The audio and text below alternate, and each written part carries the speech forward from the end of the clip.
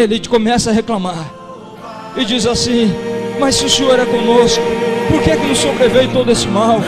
Por que o inimigo está entrando na terra? E começa a reclamar. Aí ele fala assim: olha, porque eu serei contigo. E aí Deus trata diretamente com Gideão, dizendo: porque eu serei contigo. Tu ferirás os inimigos, os midianitas, como se eles fossem um só homem. Irmãos, o exército dos midianitas acampados eram de mais de 120 mil homens, treinados para a guerra. Gideão começa a dizer: olha, mas eu sou o menor na casa do meu pai, o meu milheiro é o mais pobre em Manassés. E Deus não estava perguntando se ele era o menor da casa do pai dele e se o milheiro dele era o mais pobre em Manassés, assim como não pergunta para mim e para você o nível intelectual que nós temos. Não está perguntando para nós nesta noite qual é o tipo de capacidade física ou psíquica que nós temos. Deus não está nos perguntando quais são os recursos financeiros que nós temos. Deus não está perguntando até onde eu e você estudamos. Deus não está perguntando em qual bairro da cidade você mora. Ele está dizendo o seguinte: olha, eu tenho uma promessa, aquele que vencer. E vitoriosos Deus tira de qualquer lugar. Quando eu olho para a Bíblia Sagrada, eu vejo Deus pegando um homem, Davi, e tirando ele lá de trás do gado. Ele cuidava das ovelhas do pai dele. E a Bíblia não entra muito em detalhes a respeito disso, mas pelo pouco que dá a entender, os 7 irmãos mais velhos de Davi estavam em casa. Só ele estava no mato cuidando de ovelhas. Só ele estava lá sozinho, curtindo a solidão do campo com um monte de ovelhas. Só ele. E quando Samuel pergunta, está lá em 1 Samuel capítulo 16, quando ele pergunta assim: acabaram-se os mancebos? Alguém diz: olha, ainda resta um menor. Ou seja, pela expressão do próprio pai de Jessé, ainda resta o menor. Davi, apesar de ter uma boa aparência, apesar de ser um cidadão de um porte físico que era capaz de lutar com o leão, com o urso, apesar de ser um cidadão saudável, apesar de que a Bíblia diz que ele era de gentil presença, era aquele cidadão bonito que todo mundo queria estar com ele. Na casa do pai dele não era assim. O pai dele disse: ainda resta o menor. Ele era considerado o resto.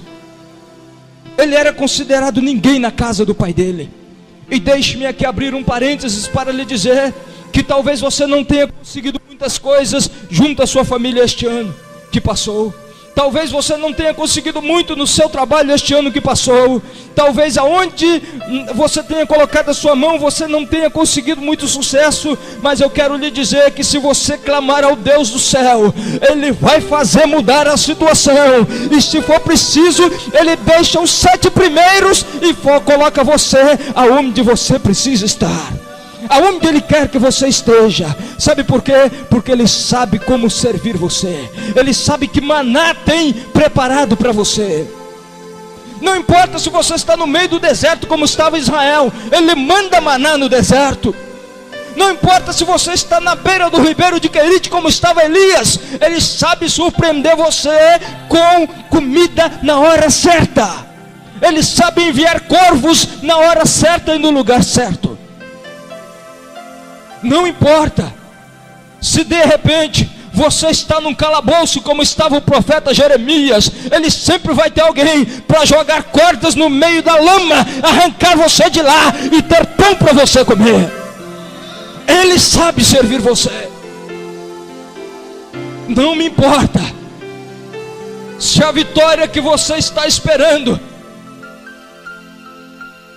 está muito longe, está do outro lado do mar. Ele vai fazer usar alguém para tocar com o cajado na água, vai abrir o mar e você vai passar para Ele lhe dar vitória. Não importa se o que você está precisando está do outro lado do rio, porque se for preciso, Ele vai fazer um sacerdote pisar na beirada da água, vai abrir o rio e vai te dar posse daquilo que você tem, que Ele tem preparado para você. Deus tem um maná escondido. Esse é o primeiro segredo para aqueles que vencerem. Deus tem um maná escondido para aqueles que vencerem. A promessa não é minha, a promessa não é do pastor Júnior, a promessa não é de nenhum dos líderes eclesiásticos dessa nação, mas é de Deus. E porque é de Deus, você pode conseguir. Olha, eu tenho um maná escondido. Ao que vencer eu darei a comer do maná escondido. E tem mais, tem um segundo segredo. Tem um segundo segredo. E dar-lhe-ei uma pedra branca, e na pedra um novo nome escrito, o qual ninguém conhece senão aquele que o recebe. Primeiro segredo: eu lhe darei a comer do maná escondido. Segundo segredo: eu vou lhe dar uma pedra branca, com um nome escrito que ninguém vai saber senão aquele que o recebe. Novamente aqui Deus está tratando pessoalmente com a minha e com a sua vida, com a vida particular de cada crente, dizendo: olha, eu vou dar essa pedra branca na sua mão. O vizinho da direita não sabe, o da esquerda não sabe, o seu irmão, seu pai, sua mãe, ninguém sabe, seu marido, sua mulher, o seu filho, ninguém sabe. Esta pedra branca vai ser dada na sua mão, e você vai nela, vai ter um novo nome que ninguém vai saber senão você. Deus está tratando pessoalmente com a sua vida, dizendo: olha, eu tenho uma pedra branca. Irmãos, mas por que o nome tem que estar escrito na pedra? O nome não podia estar escrito no jornal da cidade, no Globo, no Estadão, na Folha de São Paulo, no New York Times, no Le Monde da Itália, da França? Não podia estar escrito no El Clarín da Espanha? Podia ou não podia? O nome não podia estar escrito na capa da Veja, da Isto É, da Super Interessante? O seu nome não podia estar escrito lá? Poderia. Mas todos esses jornais, todas essas revistas são periódicos, passam, daqui uma semana, um mês já não serve para nada. Você abre o jornal hoje, lê, daqui a meia hora você sabe da notícia, pode jogar na lata do lixo. A notícia perde a validade muito rápida. Não seria interessante para Deus colocar o seu nome lá?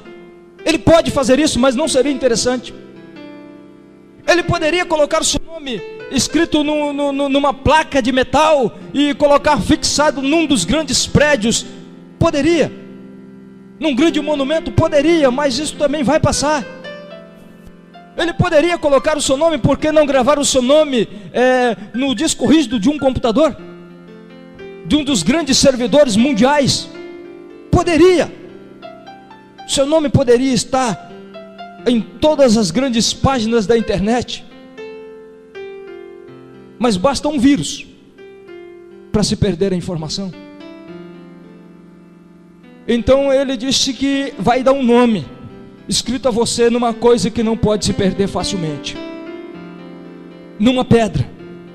Aí você diz: mas uma pedra, alguém não pode chegar com um martelo e quebrar? Pode, mas esta não é uma pedra qualquer, é uma pedra especial. Ele diz assim: eu lhe darei uma pedra branca. Brancura trata de pureza, branco trata de uma coisa clara. E quando eu olho para a Bíblia Sagrada, eu encontro uma pedra que chama a atenção quando os filhos de Israel chegam no lugar chamado Meribá. E quando eles chegam em Meribá, estão morrendo de sede, não tem água. Eles começam a clamar, e Deus chama Moisés e diz: Moisés, está vendo aquela pedra ali, Moisés? Está vendo aquela rocha? Estou, Senhor. Então fale aquela rocha, Moisés, porque vai sair água dela para o povo beber.